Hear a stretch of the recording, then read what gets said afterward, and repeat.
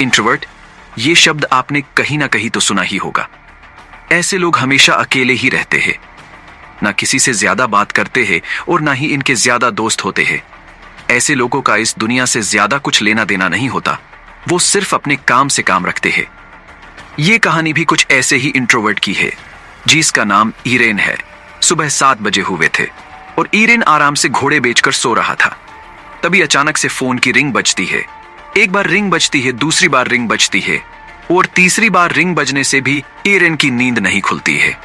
थोड़ी देर बाद फिर से फोन आता है और इस बार इरेन की नींद रिंग बजने के कारण टूट जाती है। इरेन जैसे ही फोन उठाता है, फोन से आवाज आती है, क्या यार, कब से फोन कर रहा हूं, उठा क्यों नहीं रहा? और तू आ रहा है ना आज, और देख तू नहीं आया ना तो मां कसम मरते दम तक तेरी शकल नहीं देखूंगा। फोन में से आवाज आती है।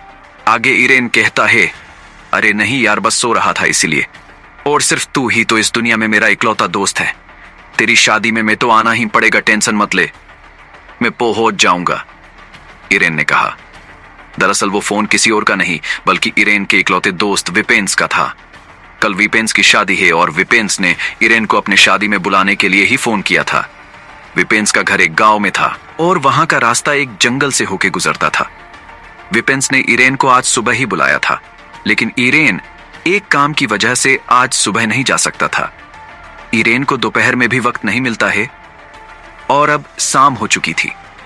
इरेन लगभग शाम के 8:30 बजे विपेंस की शादी में जाने के लिए निकलता है, लेकिन घर से निकलते निकलते इरेन को काफी वक्त हो जाता है।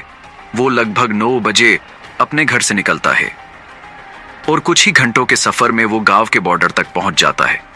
इरेन वहां पहुंच के बस का इंतजार करने लगता है। अब रात के 9:50 हो चुके थे और बस रात के ठीक 10 बजे आने वाली थी। इरेन यूं ही यहां से वहां घूमता रहता है और देखते ही देखते 10 भी बज जाते हैं, लेकिन बस अभी तक नहीं आई थी। अब देखते ही देखते रात के 10:30 बज जाते हैं, लेकिन बस का अभी तक कोई नामो निशान नहीं था। इससे पहले उस रास्ते से कई गाड़ियां भी गई थीं। इरेन ने उनसे कई बार लिफ्ट भी मांगी थी, लेकिन किसी ने भी गाड़ी नहीं रोकी। इरेन तभी मन ही मन में सोच रहा होता है कि काश वो लड़की होता तो उसे लिफ्ट मांगने की जरूरत भी न पड़ती। लड़की देखते ही लोगों की गाड़ी अपने आप रुक जाती। इरेन ये सब सोच ही रहा होता है, तभी अचानक से वहां एक काली शॉल लपेटे हुए एक बूढ़ा आदमी पहुंचता है। अचानक से उस बूढ़े आदमी को देखकर इरेन को काफी अच्छा लगता है। इरेन को लगता है कि उसके अलावा वहां और भी कोई है। इरेन उस बूढ़े आदमी से कहता है, आप यहां अकेले क्या कर रहे हैं? क्या आपको भी शादी में जाना है? इरेन ने कहा।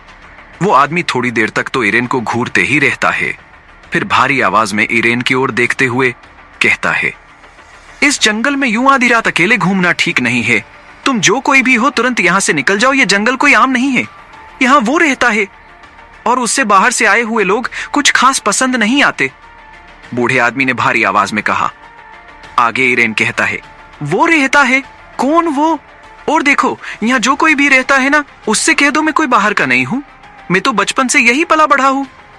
और रही बात अकेले की, तो आप भी तो अकेले ही घूम रहे हैं, इरेन ने कहा। पर यह सुन के उस बूढ़े आदमी को बहुत गुस्सा आ जाता है। उसे लगा कि इरेन उसका मजाक उड़ा रहा है। वो बूढ़ा आदमी गुस्से में ही बोला, देखो तुम समझ नहीं रहे, मैं अभी भी कहता हूं लौट जाओ, वरना तुम सोच भी नहीं सकते आज रात तुम्हारा क्या हो सकता है, बूढ़े आदमी ने कहा। यह सुन के इरेन आगे कुछ बोलने ही वाला होता है कि तभी इरेन को पीछे से कुछ आवाज सुनाई देती है। वो जैसे ही पीछे मुड़ के देखता है तो उसके चेहरे पे एक अलग ही खुशी झलकती है। इरेन जैसे ही पीछे मुड़ के देखता है, वो देखता है कि वहां से एक बस आ रही है। इरेन जल्दी से बस की ओर जाता है और बस को रोकने के लिए अपना हाथ हिलाने लगता है। सड़क पर किसी को देखकर बस ड्राइवर भी बस रोक देता है। इरेन जैसे ही बस में चढ़ने वाला होता है, तभी उसे उस बूढ़े आदमी की याद आती है। जैसे ही वो उसे देखने के लिए पीछे मुड़ता है तो वो देखता है कि बूढ़ा आदमी वहां से गायब हो चुका था। इरेन ये देख के चौंक तो नहीं जाता, लेकिन उसे उस बूढ़े आदमी के लिए बुरा लगता है। वो मन ही मन में सोचता है, बेचारा पता नहीं इतनी रात को अकेला घर कैसे जाएगा। मुझे तो पागल लग रहा था और शायद रास्ता भी भटक गया था। इरेन ये सब सोच ही रहा होता है, तभी वो बस ड्राइवर इरेन से कुछ अजीब तरह से बात करता है।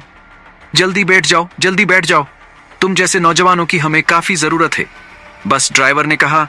लेकिन इरेन को यह कुछ अजीब लग रहा था। वो बस ड्राइवर इरेन को ऊपर से नीचे तक देखे जा रहा था और बार बार मुस्कुराए जा रहा था। लेकिन इरेन के पास कोई और रास्ता नहीं था। वो बिना कुछ सोचे बस में बैठ जाता है। वो बस पूरी तरह से पैसेंजर से भरी हुई थी। इरेन जैसे ही बस में बैठता है उसे और अजीब लगने लगता है। बस के सारे पैसेंजर्स जरा भी हलचल नहीं कर रहे थे, ना तो वो अपनी पलकें झुका रहे थे, मानो इरेन के आसपास कोई बहुत सारी जिंदा लाशें ही बैठी हों।